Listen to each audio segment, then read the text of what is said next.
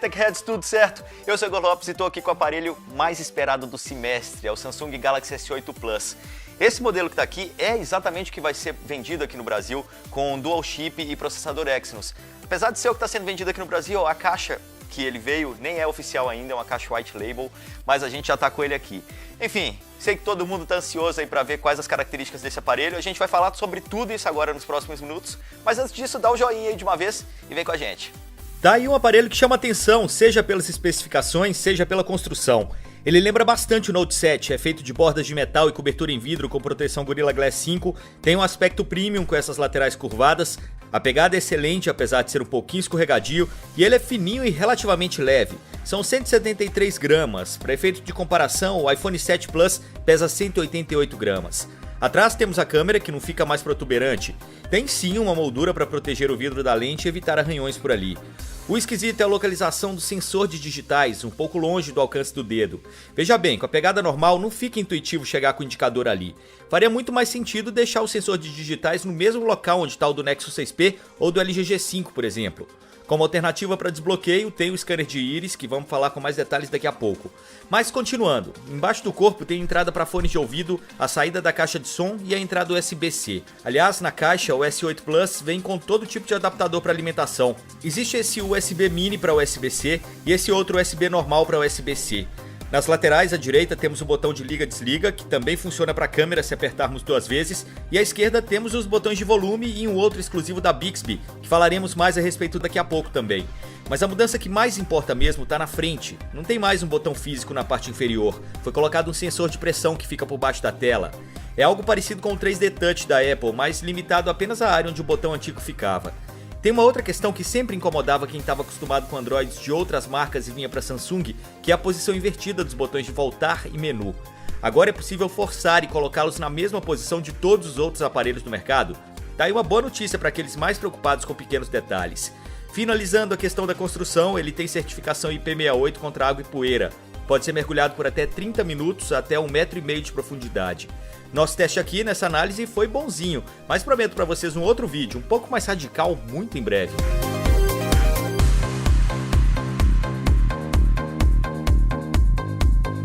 A tela, sem dúvidas, é o que mais chama a atenção desse telefone. Ela tem 6,2 polegadas, mas o corpo é bem compacto. Tanto é que se eu comparar com esse meu aparelho aqui, ó, o Nexus 6P, que tem 5,5 polegadas, colocando lado a lado, o Samsung é até menor, mesmo com a tela maior. Essa é a grande diferença desse aparelho, é o que eles estão chamando de Infinity Display. A tela é realmente bonita, tem brilho, contraste e cores fenomenais, os ângulos de visão são muito amplos, as laterais curvas promovem uma experiência diferente na hora de assistir a conteúdo multimídia, mas a proporção da tela é diferente. São 18,5:9, quando estamos acostumados com uma proporção 16:9. Se você não pegou o problema, é o seguinte: se você der play em qualquer vídeo do YouTube, vai ver pequenas faixas na esquerda e direita, diminuindo a área da tela. Até é possível clicar nesse botão aqui e o software do aparelho vai esticar o vídeo para caber na tela inteira, mas aí estamos esticando o conteúdo. Não é nada que incomoda o público casual, mas os mais observadores certamente vão ficar incomodados com isso. A função Edge, que veio nos aparelhos Edge dos anos anteriores, continua presente. Você pode colocar os contatos mais importantes aqui ou os aplicativos que mais usa no dia a dia. O Always On Display também está aí firme e forte. Você pode deixar a hora, calendário ou algumas informações pré-definidas sempre exibidas para você, mesmo quando o celular estiver em repouso. Isso não impacta em quase nada a bateria. Estamos falando do aparelho Android mais potente do mercado até o momento. A versão brasileira vem com o processador Exynos 8895 de fabricação da própria Samsung. Ele é cerca de 10% mais potente que o que equipa o S7 e é bastante similar ao famoso Snapdragon 835, top de linha da Qualcomm, que vai equipar os aparelhos vendidos no mercado norte-americano. No Antutu, famoso teste de benchmark para smartphones, o modelo com Exynos 8895 fez pouco mais de 171 mil pontos, pouquinha coisa a mais que o iPhone 7 Plus, que reinava soberano nessa categoria até então. Já a GPU é a Mali G71, páreo para Adreno 540 que equipa o modelo norte-americano, e temos ainda 4 GB de RAM para fechar o pacote. Para quem não liga muito para especificações, a mensagem é a seguinte: pode ficar tranquilo que ele aguenta o tranco e roda qualquer aplicativo da Google Play com folga, viu? O aparelho tem armazenamento interno de 64 GB, mas pode ser expansível via cartão microSD. Aqui vale dizer que a bandeja do microSD pode levar também o segundo chip. Daí você escolhe como quer usar essa função no seu smartphone. O Android de fábrica é o 7.0 e a melhor notícia é que a interface da Samsung, a TouchWiz, agora está muito mais leve e moderna. Tá, ainda tem umas customizações, mas bem menos do que no passado. Tem uns gestos legais, por exemplo, para abrir a lista de apps é só fazer esse gesto para cima. Para os que têm mãos pequenas, esse movimento do canto inferior esquerdo para o centro faz com que a tela fique menorzinha aqui, com todos os comandos acessíveis com uma mão só.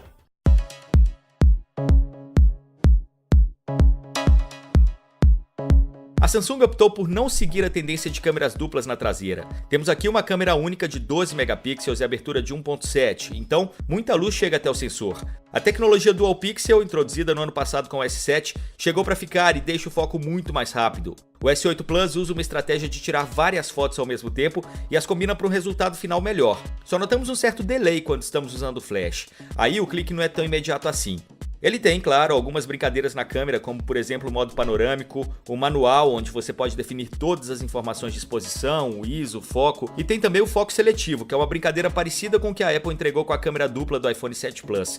Você tira a foto com objetos em planos distintos, e aí, depois da foto tirada, você pode alternar o foco entre um e outro. Legal, né?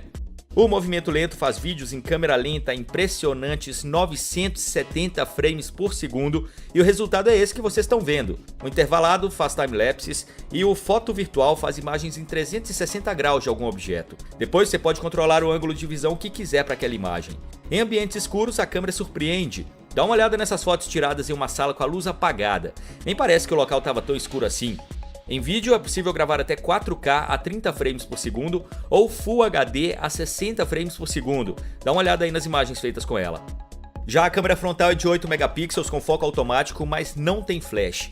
Ainda assim ela tira fotos de qualidade, mesmo em ambientes escuros, e tem até uns filtros aí, a lá Snapchat pra gente brincar. A crítica é pra algo que já virou meio que padrão em câmeras de selfie, que é o excesso de suavizações. Dependendo de como você utiliza esse recurso, você vai acabar parecendo um boneco de cera na imagem. Então, nossa sugestão é use com moderação, pelo amor de Deus. Eu sei que muitos de vocês devem estar curiosos para saber se essa câmera bate a do iPhone 7 Plus, né? Mas essa informação vai ficar para um próximo vídeo comparativo só desse quesito. Por enquanto, só vou dar um spoiler aqui para vocês e dizer que a câmera do S8 Plus capta muito mais contraste e cores. Mas antes que os Apple fanboys comecem a jogar pedra aqui nos comentários, devo dizer que a câmera do iPhone também tem seus pontos positivos, deixando algumas captações mais naturais.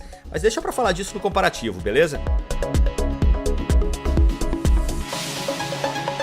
Assistentes digitais estão na moda, é só ver que o Google tem o Now, a Apple tem a Siri, a Amazon tem o Alexa, o Windows tem a Cortana.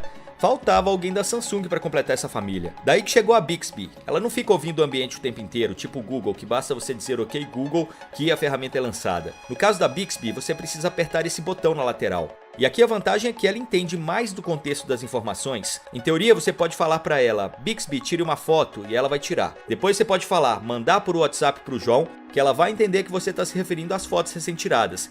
E eu tô falando em teoria porque temos um problema aqui. A Bixby, em toda a sua plenitude, foi colocada em stand-by mesmo nos Estados Unidos. Aqui no Brasil, então, as funcionalidades são muito poucas. Você já pode, por exemplo, fazer coisas que o Google Now faz, como vasculhar seus e-mails e dar avisos com relação a compromissos na agenda, ou tirar fotos de algo e buscar por imagens semelhantes. Ou tirar foto do rótulo de uma garrafa de vinho e ela vai te dizer de onde aquele vinho é, o tipo, se vai bem com carne vermelha, no jantar, essas coisas. Ela ainda não entende português, então o que você conseguir fazer agora vai ser em inglês. Mas o futuro dessa ferramenta é bastante promissor. A ideia é que cada vez mais desenvolvedores de aplicativos passem a utilizar as funcionalidades da Bixby para aprimorar as experiências. Segurança é algo fundamental quando o assunto são suas informações particulares. Por isso a Samsung resolveu ir além. Se você for do tipo tradicional e quiser travar seu telefone com uma senha, ok. Prefere o padrão desenhado na tela? Ok também. Ah, quer digital? Tudo bem. Mas aqui foi adicionado o reconhecimento facial e o reconhecimento por íris. Esse último, apesar de não ser exatamente uma novidade, chamou a atenção do mercado e até gerou alguns boatos na internet de que algumas pessoas estavam conseguindo desbloquear o aparelho com fotos dos olhos das pessoas. E aí, bora testar para ver se isso realmente acontece? Primeiro teste, foto impressa em boa qualidade. Testamos de todo jeito e nada do sensor reconhecer. Segundo teste, foto exibida na própria tela do smartphone. De novo, tentamos e nada. Mas se eu coloco os olhos mesmo, o desbloqueio se dá em fração de segundos, é muito rápido. Será que o pessoal não confundiu o desbloqueio por íris, que é mais seguro do que o desbloqueio por digital, com o desbloqueio por face? Pensando nisso, resolvemos mudar um pouco o teste. Tiramos uma foto com esse outro aparelho e testamos mais uma vez. E olha, deu certo! Pegamos a mesma foto impressa no papel e deu certo também, o aparelho é desbloqueado. Então fica o aviso, desbloqueio por face é furada, não só no S8 Plus, como em qualquer outro aparelho que ofereça essa possibilidade. Se quiser uma trava biométrica, opte pela íris ou pela digital. Numa época em que alguns fabricantes já nem fazem mais questão de mandar um mísero fone de ouvido nas caixas de smartphones super caros, a Samsung optou por oferecer um par fabricado pela AKG, empresa reconhecida pela qualidade dos produtos que vende. O fone tem um encaixe muito bom no ouvido e é de boa qualidade, com graves bastante acentuados. Claro que você não vai compará-lo a um fone de ouvido profissional, mas ele realmente resolve o problema daqueles que querem ouvir música no caminho de ida e volta para casa. Já a caixa embutida no aparelho é somente ok, e aqui temos um pequeno problema, que é o posicionamento dela. É muito fácil abafá-la com a própria pegada, ou mesmo apoiando o smartphone no corpo. Quando o assunto é bateria, temos aqui uma questão importante. Os novos processadores embarcados no S8 Plus foram feitos numa litografia de 10 nanômetros, garantindo assim que a lei de Moore continue firme e forte no mundo tecnológico. Não sabe nada de lei de Moore? Não tem problema não, vamos te explicar o que isso significa. Resumindo essa história de litografia, em outras palavras, de uma forma mais simplificada para você, é o seguinte: processadores com litografia menor tendem a ser mais econômicos no consumo de energia. Em outras palavras, a bateria vai durar mais. Então vamos para os benchmarks de bateria agora. Para chegar numa resposta concreta, vamos fazer umas contas aqui e comparar com o S7 Edge para podermos dizer se houve ou não uma evolução. Ok, o S8 Plus tem um processador mais econômico. Por outro lado, tem também uma tela maior, ou seja, teoricamente pode gastar mais energia por causa disso. O S7 Edge tinha uma bateria de 3.600 mAh. O S8 Plus tem um tanque um pouco menor, de 3.500 mAh. E em nossos testes, pudemos comprovar que a bateria dele dura menos que a do irmão mais velho, mesmo com o processador mais econômico. O S8 Plus gastou 12% de bateria em 1 hora de streaming de vídeo com a tela em brilho máximo, enquanto o S7 Edge gasta 10%. Não seria nada mal se a Samsung no mínimo deixasse a bateria do mesmo tamanho, né? Podemos comprovar que houve sim um comprometimento da autonomia aqui. É bom lembrar também que temos a capacidade de fast charging no S8 Plus. Em nossos testes garantimos 30% de bateria em cerca de 20 minutos e uma carga cheia em 1h30 plugado na tomada. Então, comprar ou não comprar? Bom, existem alguns bons argumentos para que você leve esse aparelho para casa. Ele é o mais esperto do momento, o único até agora com um novo processador com litografia de 10 nanômetros, tem uma tela de 6,2 polegadas que realmente chama atenção, tem questões de segurança que destacam em comparação à concorrência, mas, como já era de se esperar, o preço no Brasil não ajuda, né?